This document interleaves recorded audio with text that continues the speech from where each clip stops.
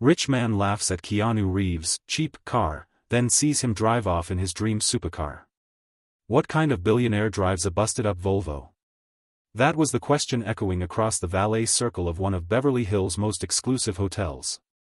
Cameras flashed, engines purred, and egos roared louder than exhausts. And then, in the middle of it all, came him, quiet, unbothered, stepping out of a modest, dusty 1991 Volvo 240. No entourage. No designer suit. No smug grin. Just Keanu Reeves, with his calm, almost monk-like silence. The man who mocked him? Bradley Vance, a real estate mogul turned social media sensation. Famous for flaunting million-dollar cars, private jets, and teaching the poor how to hustle. The crowd knew him. His followers worshipped him. As Keanu handed the keys to the valet, Vance let out a loud, exaggerated laugh. "I knew you were low-key, man, but this is next level. You sure you're not Ubering part-time?" The crowd chuckled, some awkwardly. Keanu didn't flinch. He just nodded politely and walked inside. But something about the way he moved, unfazed, serene, put an odd chill in the air. Later that evening, as guests mingled by the marble fountains and showrooms of exotic cars, Bradley Vance strutted in with his trademark arrogance. He made sure his Lambo keys stayed visible. He made sure everyone saw the $100,000 watch he accidentally adjusted every 2 minutes. But when the event ended and engines roared back to life, the crowd heard a different sound. Deeper. Stronger. More refined. And there it was. A one-of-one, limited edition Bugatti Centodieci, valued at $14 million, gliding silently into the night. Everyone froze. Behind the wheel? Keanu. The man they laughed at. The man with the cheap car. And as he drove off, leaving a stunned Bradley Vance in silence, someone whispered the only words that made sense. That wasn't his car earlier, was it? Because sometimes, the real power doesn't roar, it waits. And when it shows up, you remember it forever. Bradley Vance had made a career out of excess. His Instagram feed looked more like a billionaire's museum, yachts, gold-plated espresso machines, and cars that cost more than small islands. He wasn't just rich, he was loud about it. He needed people to see, to applaud, to envy. So when he spotted Keanu Reeves stepping out of what looked like a rust-kissed Volvo 240, it wasn't a moment he could let pass. "Is that really yours?" Bradley's voice carried through the circle of guests, just loud enough to gather attention. "I thought that was the valet's car." A few bystanders chuckled nervously. Keanu, as always, offered a quiet nod. No defense. No embarrassment. Just presence. Bradley stepped closer, grinning like a predator sensing blood in the water. "You know, I respect the whole, humble celebrity thing," he said. "But at some point, you gotta ask, are you inspiring people, or just being cheap?" There it was, the smirk, the condescension dressed up as casual conversation. Bradley wasn't talking to Keanu. He was performing. For the influencers filming nearby. For the models sipping cocktails. For his millions of followers who loved a good public flex. Keanu didn't bite. He never did. Bradley leaned on his own car, a Lamborghini Aventador he had shipped from Dubai just for the weekend. He gave the hood a casual pat, like a man marking territory. "You see this?" he said, drawing a small crowd. "This isn't just a car. This is legacy. Precision. Power. You don't drive something like this unless you've made it." Someone from the back muttered, "But Keanu has made it." It wasn't loud, but it was enough for Bradley to hear. He laughed. "Sure, yeah. Made it. Then why is he showing up like a college dropout with student loans?" The laughter this time was louder. Cameras were rolling now. Someone whispered, "This is going viral." Keanu still didn't speak. He just looked at Bradley, not with anger, but with a strange kind of pity. Like a man who'd seen this performance before, countless times, and knew exactly how it ended. But Bradley mistook silence for surrender. "You know," he added, walking slowly around Keanu like a showman circling his next act, "people like you. You need to understand something. You can't just coast on old movies and internet love. This, he pointed to himself, this is the new world. Brand, image, dominance. You either flex, or you disappear. The crowd was hanging on every word. Some nodded. Others glanced at Keanu, hoping, maybe even praying, for a comeback. But Keanu just smiled softly. The kind of smile that made Bradley uneasy for a flicker of a second. It was too calm. Too knowing. Like a man who had already seen the end of this conversation and didn't need to win it. Still, Bradley pushed on. You know what I think? I think you're stuck. Stuck in this outdated idea that modesty is attractive. That quiet equals wisdom. But let me tell you something, Keanu. He leaned in, voice lower now, smugger. No one notices quiet anymore. That line. That was the one Bradley believed would seal it. The crowd murmured. Phones captured every second. And for a moment, it really did seem like Bradley had owned the night. But Keanu, still silent, still unfazed, simply turned his eyes to the horizon, as if something bigger was coming. And it was. But Bradley didn't know that yet. Not until it was too late.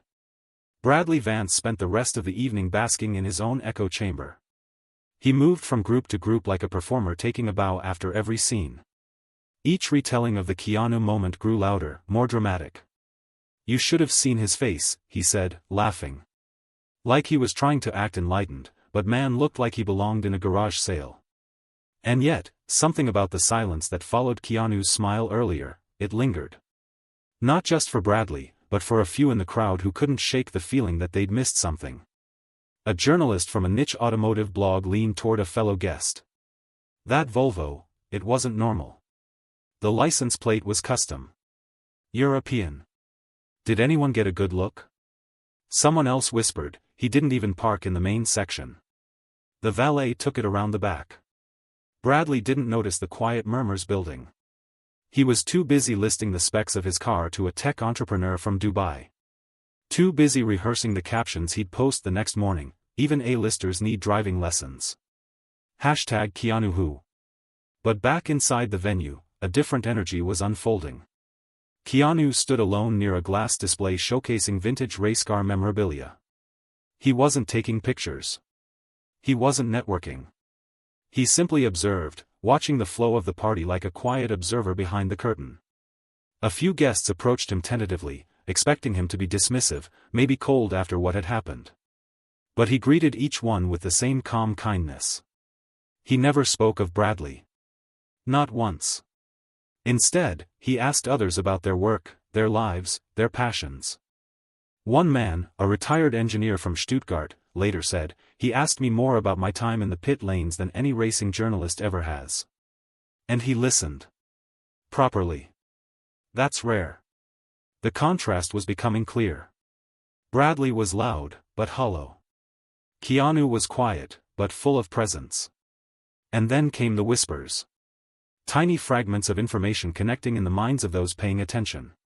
Wait, isn't Keanu part owner of that secret European auto collective? The one that builds custom supercars for royalty? I thought he funded a private racing team once, won Le Mans under a different name. Didn't Top Gear do an episode on a mystery investor who designed a street-legal hypercar? They said he lived in LA. Piece by piece, a new narrative was building. Not loud. Not obvious. But steady, like the rising hum of an engine preparing for takeoff. Back in the valet bay, the staff were acting strange. A junior valet named Miguel had seen the paperwork. He tried to tell his supervisor. Sir, you need to see the registration on that Volvo. It's not just a classic. It's registered under an alias. But the supervisor waved him off. It's a celebrity party, kid. Everyone's playing pretend. Except this wasn't pretend. As guests began preparing to leave, a low, thunderous purr echoed through the night air. Not the sharp snarl of a Lamborghini. Not the refined hum of a Ferrari. This was something different. Every head turned. From the far corner of the underground garage, past the reserved zones, past the velvet ropes, a machine emerged. Sleek. Matte black. Aerodynamic lines that screamed impossible speed. No badges. No branding. Just presence. The kind of car only whispered about on collector forums and underground racing circles. It stopped at the main valet lane. The crowd had gone silent. Bradley Vance blinked, confused. What the hell is that? Who does that belong to? And then the door lifted. And Keanu Reeves stepped in, without a word, without a glance. It didn't make sense. Not to Bradley. Not yet. But to the ones who had been watching closely, who'd listened, who'd noticed, the picture was becoming crystal clear. The Volvo was never the real car. It was a test. A mirror. And every arrogant word Bradley had spoken into that mirror was now reflecting back at him, with interest. Because while Bradley spent the night proving what he had, Keanu spent the night proving who he was. And that truth? It was about to hit the gas. Hard. There was a moment of absolute silence. Not the kind that happens when people are bored, this was the kind that happens when reality shatters expectations. Keanu Reeves sat inside the hypercar now idle at the valet lane. The engine had purred to a perfect stillness, but its echo still lived in every jaw-dropped face. A woman in a red velvet gown dropped her champagne flute. It didn't even register. Her eyes were locked on the machine in front of her. Bradley Vance finally managed to find his voice. What is that? A nearby collector, someone who'd spent the last 30 years obsessing over the rarest cars on the planet, turned slowly toward him. You really don't know? Bradley scoffed, looks like some cheap concept build. No, the man replied, eyes still wide. That's the ENR-0. There are only two in existence. The other one was rumored destroyed. That car isn't just expensive, it's mythical. Another voice joined in. Built in partnership with 3 of Europe's top design engineers, funded anonymously, until now. The shock moved through the crowd like a current. Conversations that had once circled Bradley's car now faded. Influencers who had once huddled around him for soundbites were now turning their phones, filming him, yes, but not as a star. As a man out of place. Diminishing. All eyes were on the quiet figure behind the wheel. And then the door lifted again. Keanu stepped out, not to boast, not to lecture, not to correct. He simply walked around to the front of the car and opened the hood for the valets, as if offering a final note to the night's lesson. Underneath wasn't just a powerful engine. It was art. Carbon fiber craftsmanship, signature alloys, and an etched engraving on the frame that silenced even the whisperers. Built not to be seen. Built to be understood. A ripple went through the crowd.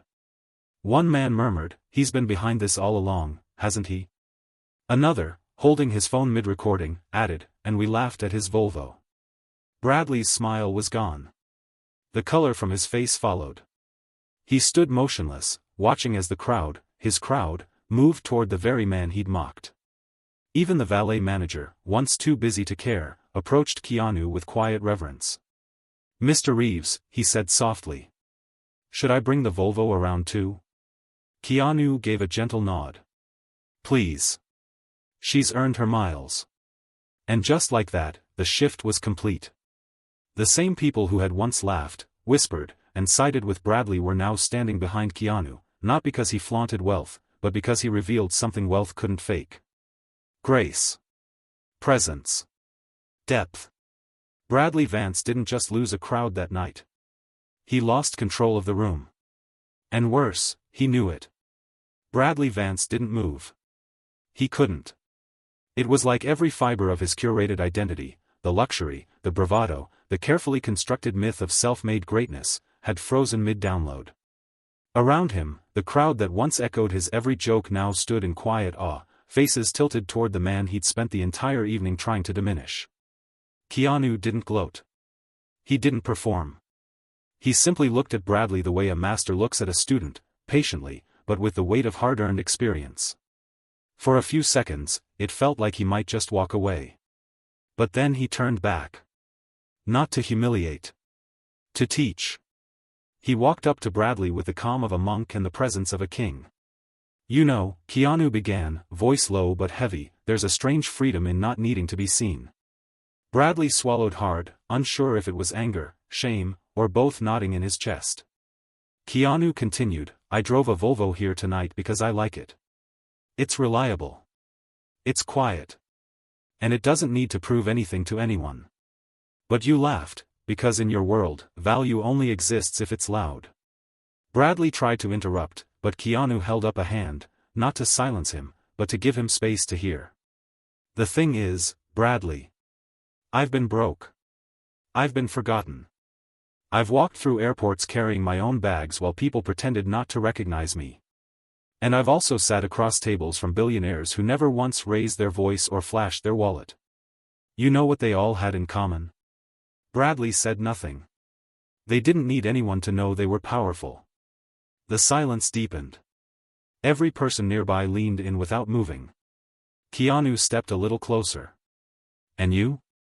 You scream it. Every hour. Every day. As if you stop, it'll all vanish. Bradley's jaw clenched. His hands were fists now, but limp. Weak. Keanu's tone softened. Almost kind.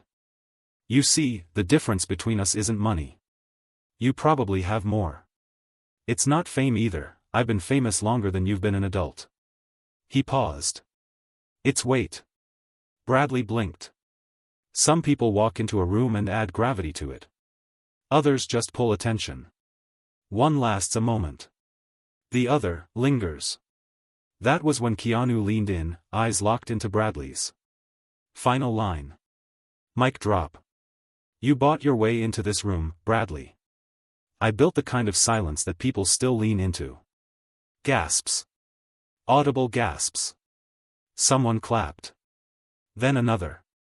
Then the sound rolled like soft thunder through the crowd. Not loud.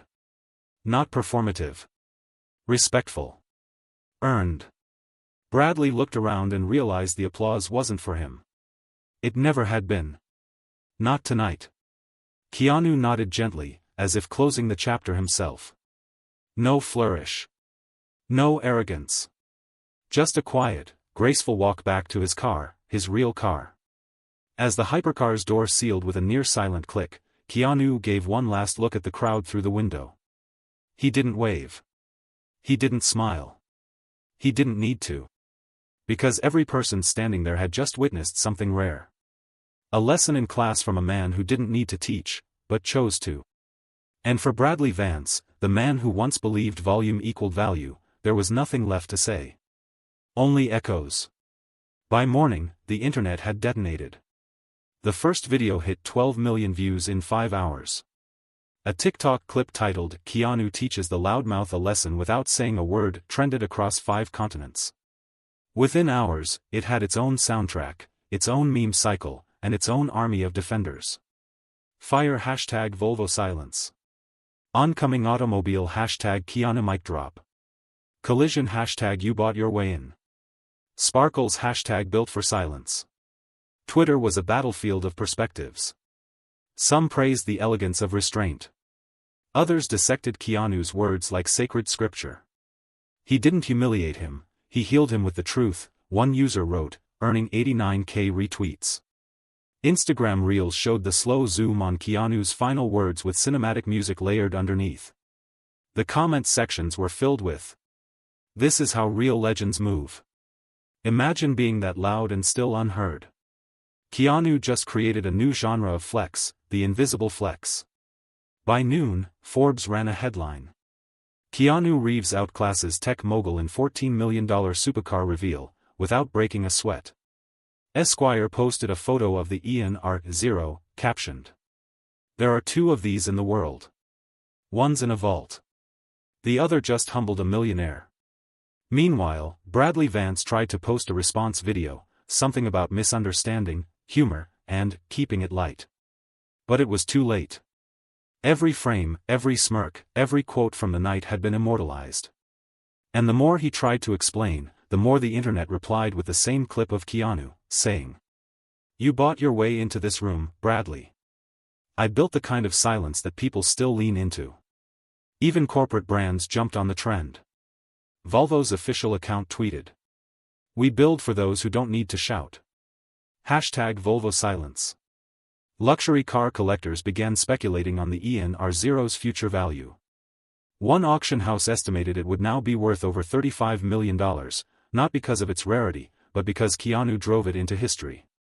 What began as a moment of mockery became something else entirely. A global masterclass in humility. And while Bradley disappeared from feeds within days, the video of Keanu walking away, quietly victorious, remained pinned across platforms with one universal message. True power doesn't demand attention. It earns respect. So now, here's the question. What would you have done if you were in Bradley Vance's shoes? You see a man step out of an old, modest car. No security, no flash, no flex. Do you laugh? Do you assume he's beneath you? Or do you pause, and wonder who he really is? Because maybe this story wasn't just about Keanu Reeves and a rare supercar. Maybe it was about us. How quick we are to judge by the cover. How loud we get when we feel small. And how often we confuse noise for power, and silence for weakness. But here's the truth. The strongest people don't walk into a room to be seen. They walk in knowing they belong, even if no one's looking. So tell us in the comments. Small Blue Diamond, would you have recognized Keanu's calm as strength? Small Blue Diamond, do you think Bradley deserved what he got? Small Blue Diamond, have you ever misjudged someone, and regretted it later? Let's talk about it. Backhand index pointing down, drop your thoughts below, don't just scroll. Stop sign like if Keanu earned your respect. Loudspeaker share this if you know someone who needs to hear this story. And remember, sometimes, the loudest flex is saying nothing at all. Clapperboard, subscribe for more real stories that remind us. Class isn't what you wear. It's how you carry your silence.